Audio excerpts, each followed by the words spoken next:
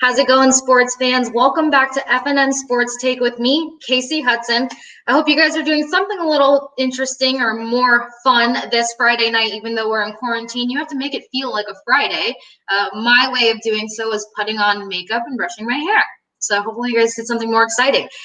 As for our national news, we had the pleasure and opportunity of hopping on a press conference call, because that's the new norm nowadays, with Tampa Bay Lightning Yanni Gourde. He spoke on all things of returning to the game without fans, getting creative with workouts, spending more time with his daughter, and what he would do if he was not a hockey player. As for the first two questions, we had the pleasure of asking him, what would it be like to return to the game without having fans in the stand? Well, Gourde said that fans are actually a very important part of the game. They inspire you, they motivate you, and they're that extra layer of support that just gets you going in the game, which is a little bit of a different answer, clearly, from head coach John Cooper, who said, you know what, it's just background noise. But Cooper had to coach a game before where there was no fans when he was coaching in the AHL, so he's already tuned to that, able to handle that situation where some of his players might be on board with him, as in it's just background noise, and other players might miss the fans. I think most guys are probably going to miss that extra layer of energy, but everybody is so eager to get back to the game, it really genuinely probably won't matter as much. As for ways that he has had to get creative, if you guys think about it, hockey has a lot of extra skill set to it and a lot of intricate pieces to the game. So trying to stay in hockey shape, trying to stay sharp without being on the ice or being so far from the ice, we had to ask if he got creative, and he said yes. He's definitely had to get creative. He mentioned purchasing something called a swim static. No clue what that is, but it sounded very beneficial and potentially very helpful. So best of luck to him with whatever a swim static is. Other than a swim static, he said that he was one of the lucky guys who happened to get a pair of rollerblades before they sold out, came back, sold out again.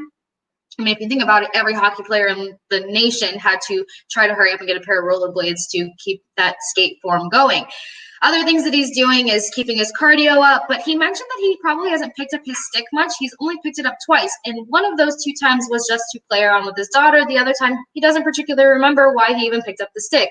So we've been on quarantine for 6 weeks nearly, or sports have been on pause and out for 6 weeks, and he's only picked up the stick twice. Not that that should be too concerning, but come on, he's one of our guys to score. You need to pick up your stick. Positive note is that he's got to spend more time with his beautiful daughter, Emma, who, by the way, it's her birthday today. So happy birthday to Emma Gourde. If you guys head over to his Instagram, you'll see all of the cute pictures of her enjoying her quarantine birthday. But as for what Yanni Gourde would be doing if he wasn't a hockey player, he'd be an engineer. That's amazing. It takes a lot of intelligence to be an engineer, which might play a role in his quarantine hobby, which is woodworking. Now, he wasn't too confident in showing us any of his woodworking pieces, so we didn't get to see that skill set. But if you would have been an engineer and you can chip some wood, it sounds like it goes hand in hand to us. So it was pretty cool to catch up with Yanni on that press conference call. Now, as we head over to Major League Baseball, we have talked about the fact that they're trying to break amongst 3 locations, use spring training facilities to resume their season. Obviously, players aren't on board. They don't want to be isolated that long. But the bottom line is, at this point, everyone's just trying to get the season going. Now, the one thing is that the MLB has begun to refund fans their tickets and season, anything that they have spent money on in terms of being a part of the game, which means this doesn't speak to a return time, but it does speak to the fact that fans will probably not be in any stadiums while teams start resuming. It will just be athletes and it will just be staff. I think at this point we all kind of know that in order for that, season to pick back up and take place, that fans cannot be there. There's only so much containment you can do if you think about how many people attend these sporting events, but we all miss them dearly. As for other things canceled, Little League World Series got canceled. That is super sad for those little guys. Then we head across the pond. Now, they're beginning to bring back Serie A clubs, but players are speaking out on being scared to return. Multiple players from Club Chelsea as well as Manchester City have said that they're scared to return and worried if they can actually do so safely. They feel like there's a lot of moving pieces, and they don't think that you can really have a handle on each piece in order to maintain everybody's safety. The one thing that I can say that I understand for these players is that people that are walking around having no symptoms that you can actually see or pick up on, but they're carriers and they're passing this virus along, That's a scary idea. So even though you're testing players before letting them in the building as well as staff, somebody might not have any of these symptoms and be passing things around. So there was 2 forwards for Manchester City that spoke up to the fact that they don't think it's a good idea and they're genuinely not ready to head back to the facility. I understand where you're coming from. Everyone's eager for sports. Everyone's eager to be safe. It's just this bittersweet tug right now. As for NFL news, Von Miller, he has been cleared of COVID-19 after getting tested positive and diagnosed with it 2 weeks ago. He took to Twitter last night around 10 p.m. to say, I am back and my results were negative. So he is fully clear. I know that that's super positive news for not only Von Miller, but concerned fans. We know that a lot of people have been directly and indirectly affected by COVID-19. So it's nice to see somebody come out on the winning side of this. We are really happy to hear that Von Miller is now moving on and he's not so focused on healing and recovering from COVID-19. He can just focus on his health and focus on moving on to the season. Now, if you guys were paying attention on Tuesday, something that we all knew was coming. Bengals released Andy Dalton after him starting with the Bengals since 2011, but he has had many accolades to celebrate, such as 31,594 passing yards. He ranks at 87.5 passer rating. He has rushed for 1,221 rushing yards, and he has a franchise record of 204 passing touchdowns with the Bengals. He has much to be proud of. He has much to, leave on a high note from the Bengals. We do know that there was some drama kicking up as he was benched earlier in the 2019 season. There was conversation of him even coming to Tampa, but the minute that the draft took place and they took Joe Burrow, we knew what was happening with Andy Dalton shortly after. Even though I'm sure that there's stuff that Burrow could have learned from Dalton, we know that there's kind of been an unhappy relationship there for some time now. So that brings us to this question. Where do you see Dalton being a good fit at this stage of his career? We heard some rumors about where he could be fitting in, and could there be any fuel to the Patriots rumors? There's 3 teams that seem to be the top of the interest talk when it comes to grabbing Dalton. Denver Broncos is at the top of that conversation. I genuinely wouldn't mind seeing him go there. New England Patriots, as we said, there's a lot of fuel to that fire. And then this one I wasn't a fan of at all, Jacksonville. That would be such a waste of time. Jacksonville had Nick Foles, spent a lot of money on having him, benched him, played Gardner. They thought Gardner outplayed Foles, traded Foles. That was a loss of money and a loss of time on Foles' end. So why bring in Andy Dalton when you really just need to start building your team around Gardner and start, taking off from there? I think it would be a bad decision for Dalton to head over to Jacksonville. We've seen them misplace and misuse a lot of quarterbacks in the past 5 years. But I'm not a GM or a head coach. So the other conversation taking place in terms of where Dalton can end up is on the West Coast as a backup QB. So is Andy Dalton in a stage of his career where he's only good as a backup quarterback, or does he still have that QB1 skill set? If so, where would you like to see Andy Dalton end up? Let us know your thoughts. DM us, message us, comment us below. Where do you want to see Andy Dalton? And more quarterback conversation. Aaron Rodgers. Is the time clock ticking after the Packers selected QB Jordan Love in the draft? Now, we know that drafts, they're not to displace people. They're not to get rid of people. They're genuinely actually to build your franchise within a 2 to 4 year span. So you have to see the bigger picture when you start picking guys up. So then picking up Jordan Love, that wasn't a Aaron Rodgers is out the door situation for me. That was just maybe Love can actually learn from Rodgers. How many seasons does Rodgers actually have left in the tank? If you look at where we're at now, we have quarterbacks, we have players in general just playing longer. And as long as you're not getting taken out of the pocket and on the floor most of the game, you have the opportunity to really extend your career. I mean, Tom Brady's going to enter the season at 43 years old. Not that the vegan diet's the way to go, if that's 100% what that's all about, but how much time does Aaron Rodgers truly have left? He is a formidable athlete. He is a formidable quarterback. And will he make another Super Bowl appearance before calling it? Seems like the theme is kind of out with the old, in with the up and coming, which brings me to the fact that we have a special guest tonight, but we have to go to a quick commercial break, so be sure to stay tuned.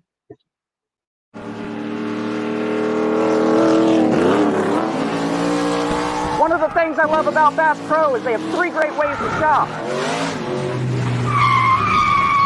You can head into one of their awesome stores, visit BassPro.com, or get great gear from that catalog Johnny Morris sends out.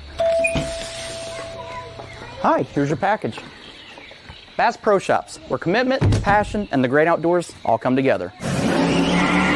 shop anywhere else. All right, guys, welcome back. As I mentioned before the brief break, out with the old and in with the up and coming. Well, speaking of up and coming, tonight we have Bucs up and coming wide receiver Justin Watson with us. You may recall seeing him in the end zone about twice this past 2019 season and then many clutch plays. Let's see if we get Justin on here for a second. What's up, Justin? How's it going? Hi, Kasey. I'm doing well. I hope you are too. I am. I'm staying as sane as possible during quarantine. Yeah, It's pretty nuts. All right, so I'm sure that it's been pretty chaotic, even though it's been calm because of the quarantine for you. Tampa's probably one of the most transformed teams right now. So how crazy / exciting has it been, even though you guys have all been at a distance with everything taking place with the team? Yeah, it has been an exciting offseason for the Buccaneers. And, it's always nice seeing your GM going out and making moves to help put us in positions to win. And that's what we're trying to do. And, I think the addition of, Tom Brady and now Rob Gronkowski along with the draft, he's just continued to add pieces to help us win. So it's a shame, we were supposed to start 2 weeks ago officially as a team. Obviously, it would have been fun to get together for that. But, whenever we get the chance to be together, we'll be ready and excited to get going. Yeah, I'm sure it'll still be super hype. I mean, Gronk's the ultimate hype guy. Okay, so speaking of Tom Brady and him being a new addition to the Tampa Bay Bucs, he's created a lot of play connections that have ended up launching younger players' careers. Like, how psyched does that make you as a player, and what can that mean for your career coming up this season? Yeah, I've certainly thought about that, and I think I think a big reason why so many of those careers have gotten launched with the Patriots is because they won. Everyone wants winners, everyone wants Super Bowl champions, and so I think the most important focus for me and the best thing for my career and for the Bucs is just the focus on winning. And I know Tom can help us with that because he's a great quarterback, and I know for me there's a lot of things I can learn from him. So obviously he's the GOAT in my opinion. He's been great for 20 years, and anytime you can be around someone that's great, I just want to be a sponge and soak up as much information as I can. Yeah, I'm sure as a player that's really exciting to think like what you can learn from this guy before he's gone, and you're just getting started in your career too.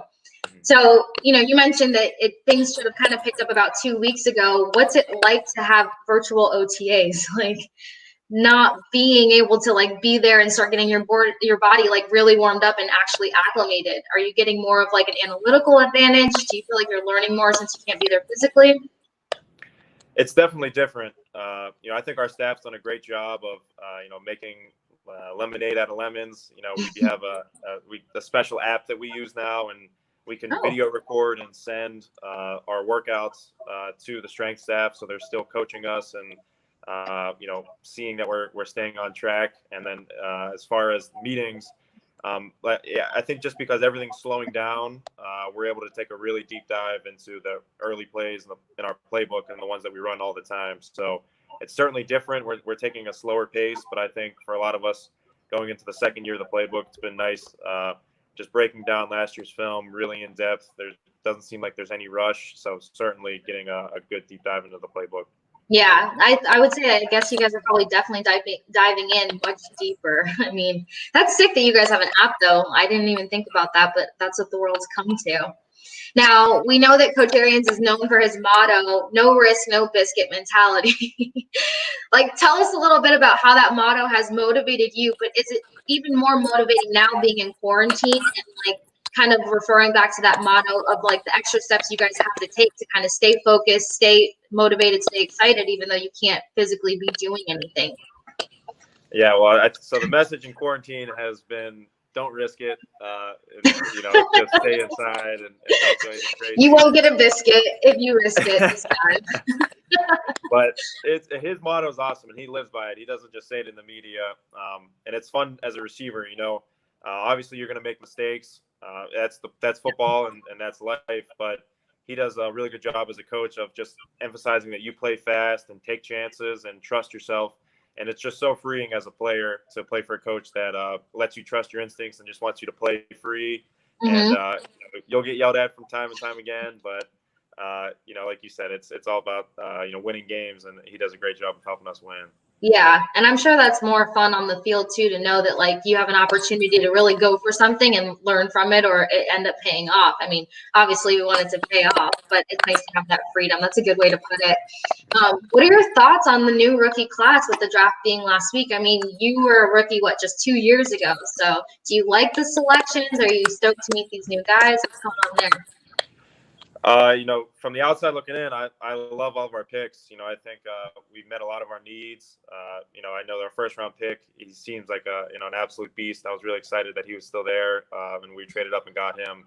So he's going to be a great addition to our O line. And we needed, I think, a pass catching running back. Another one for our stable, and we got that, and another great safety. So I think all our picks were great. We drafted another receiver, and he was a kid that Tyler Johnson that I remember watching earlier this year against Penn State, and he had a great game. They couldn't stop him. I thought, man, he's going to be a heck of an NFL player. So for us to grab him in the 5th round, along with all of our other receivers and tight ends that we have, we're going to be a tough offense to stop. Oh, yeah, absolutely. You guys are already declared one of the toughest offenses in the league. People are scared of the NFC South, and that's good to hear as not only somebody who covers you guys, but as a secret fan. I'm not allowed to be a fan on here. All right, so shifting a little bit from football, obviously we're in the middle of, some very unforeseen times, the pandemic, quarantine. What are some of your SOSs right now? Like, do you need new music? Do you need new bin watches? Do you need rollerblades or a bike, or do you need cooking lessons? Like, what's your biggest SOS right now? I think I've been okay staying entertained. I've been trying to learn the guitar, and I was making excuses before, and now I have so much time that I'm actually getting a little bit better at it. Did you learn anything? Like, do you know a song? Did you pick up on a good song? Yeah, I know a couple songs. Nick Carter's a big Bucs fan, and there's a video of him the other day. He did like a virtual concert. Announcement, yeah. So I learned a couple Backstreet Boys songs, and I learned "I Want It That Way" is one that I'm learning now. Wow. I wish you would have told us ahead of time, because we would have put you on the spot and made you play. No, I almost didn't tell you because I'm not ready. I haven't played in front of anybody in weeks, so certainly not on a live audience. This was the platform to do that. So the guitar is not close by. Like, I can't put you on the spot right now. No, it's locked away. I threw away the key. Yeah. Nobody's there to say if they're lying or not. Okay. But so if you play guitar, what's like your go-to, like one of your favorite music genres, or what's one of your favorites as a guitar picker-upper player? Yeah, so the easiest songs to play are country songs. So I stick to those. But I'm a fan of all music. I love classic rock. My dad's favorite band was the Beatles when I was growing up. I'm a Rolling Stones head, like major Rolling Stones head. I am. Yeah. Stones too. Yeah, so, I have a poster that you guys won't see, but I'll give you one little surprise. The guitar I can't play. Yeah, so you can't put me on the spot because I can't play anything, but it's here just in case for moral support.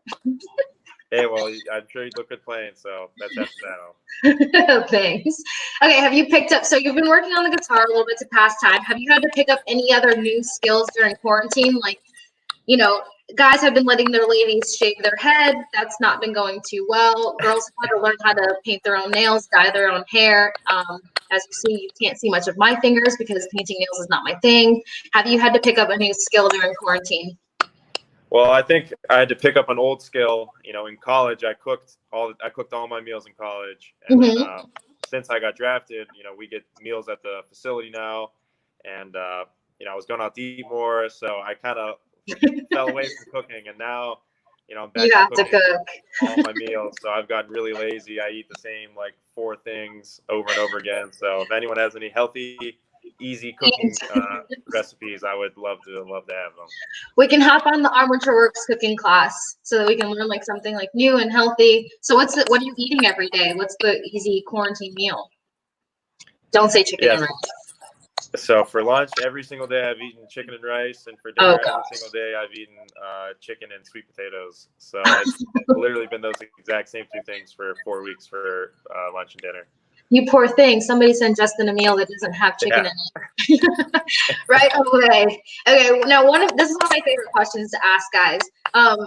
Are you, with the quarantine going on, have you always been kind of like a closet homebody and now you have an excuse to just chill, be home, and nobody can judge you for it? Or are you going absolutely stir crazy and you're ready to get out of your house and like see people again? So it's funny. I'm definitely a homebody, and so I spend a lot of time just in my apartment, anyways. But after all this, I feel like I'm more busy, and I'm getting more interaction with people than even I did on a normal normal day. Really? It might not be face to face, but I don't have any more excuses for why I can't hop on a Zoom call or FaceTime somebody.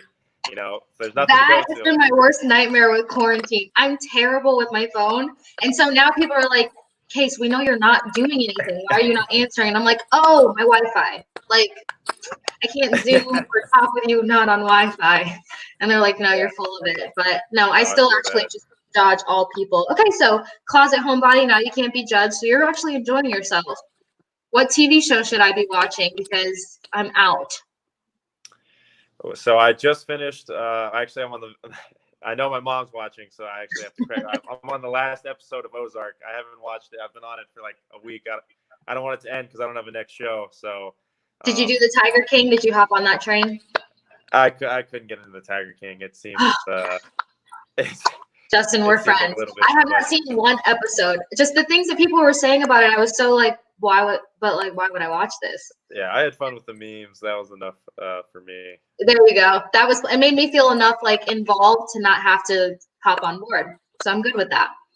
I was more of like I rewatched Entourage, and then have you ever heard of Peaky Blinders? I never got into Peaky Blinders. Entourage is maybe my favorite TV show ever, though. So that one's a good one.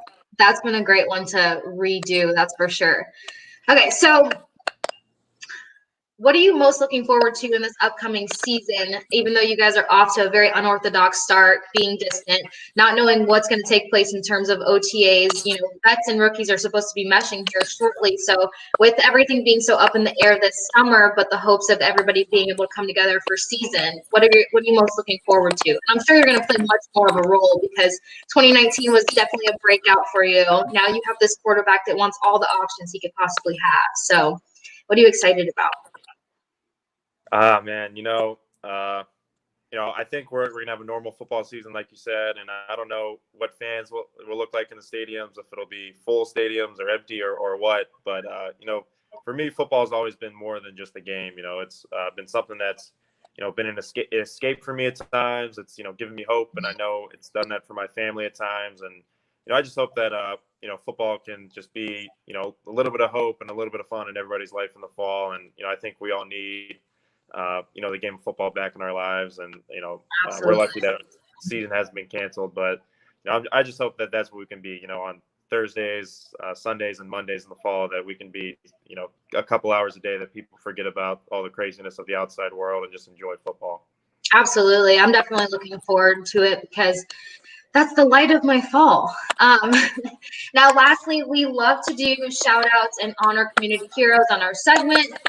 Is there a cause that you are passionate about that fans should know, and where could people go to support alongside what something that you're passionate and excited about? Yeah, so there's one charitable organization that I'm really passionate about. It's down here in Florida. It's called Give Kids the World Village. Mm-hmm. And you can just Google them, or their website's gktw.org. But it spoke to me because my oldest brother Tommy was born with cerebral palsy, and when we were growing up, we were a Make-A-Wish family, and he was granted a wish, and we got a pull through Make-A-Wish, and it was something that we all had fun with. All my siblings, Tommy included, could do and have fun. And so I got paired with, when I got down here, I got through Make-A-Wish, got paired with Give Kids the World, and they're a wish granting. They work with wish granting organizations, and they pretty much put a Disneyland or Disney World experience on for kids with terminal illnesses that couldn't go to just Disney World. So it's incredible. That's over 90% of their donations go right back to things that support the kids, and it's it's like a little slice of heaven and for these guys to look forward to. That sounds amazing. Definitely. And we'll be sure to throw that on the page and all across social media platforms so that people have an opportunity to check that out. stand alongside of you and support something that you are passionate about. But that sounds amazing. I grew up with a stepbrother that had autism, so it's like you need that thing that they're excited about, and seeing them excited makes you that much more excited, and just appreciate all the small moments that build up to it. So we'll be sure to get that word out. But it was an absolute pleasure to have you on today, Justin. Thanks for taking your homebody time to chat with us. Next time we'll put you on the spot. We're going to bring Justin back so he can play Backstreet Boys, classic rock, and then I have a special request that I'll just like surprise you with, okay? All right. Yeah, that sounds good. I'm excited. Thank you, Kasey. It was a lot of fun. This is the highlight of my Friday, so thank you. Yay! All right, guys. Well, as you guys know, we will be back on Monday at 8 p.m. to give you the full scoop from international to national and local sports news. This is the one thing that we have to look forward to keep us connected to the sports world until there are games, not replays, but actual games taking place back that all of us can just come together, even if it's not to, physically, it's virtually, and it's something that we all are excited and passionate about. So be sure to tune in Monday at 8 p.m. Guys, as for tonight, this is a wrap for me on Friday. Enjoy your weekend.